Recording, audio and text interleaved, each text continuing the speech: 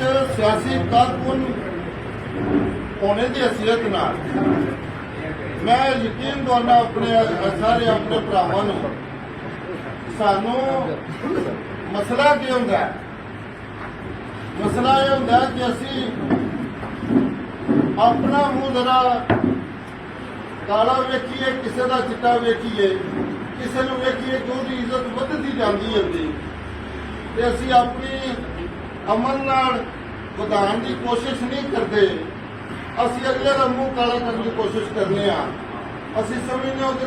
दुकान लाइए, उसकी साख नूं खराब करिए, ਉਹਦੇ बारे च गलत गल्लां करिए, ਉਹਨੂੰ कहिए है ਇਹੋ ਜਿਹਾ ਉਹ ਤੁਹਾਨੂੰ नहीं पता है कि इंज दा जे सामने तुहाडे खलो के गल करना पे भरावां दे ते पीपल पार्टी नूं कमर पहरा साहब नूं मैनूं नहीं पता पीपल पार्टी केस है या के नहीं। मेरे वास्ते सारे बरादरान ने मैं इन्हां नाल चलना, इन्हां दे हर काम ते जितने मेरे भरा ने वो मेरे भरा ने, उन्होंने उस तरह ही जाना था जिस तरह मैं इन्होंने जानना है और उस तरह बीती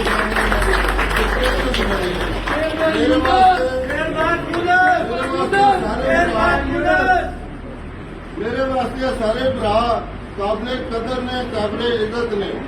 मैं हर गल पहले भी अपने पिंड के फैसला कोई कदे नहीं लगी कि मैं इंज करा मैं इंज करा। मैं पहले भी यही गल करना कि भरा अपना बह के फैसला करो, जो करते हो नहीं तो मैनू दसो मैं करना है तो मैं तुहाडे वास्ते करके तुहानू देना है। अज भी मेरी वही है कि तुम सारे भरा बैठे हो, जदों भी इकट्ठ करोगे ये पार्टी के वास्ते दिन दुगनी रात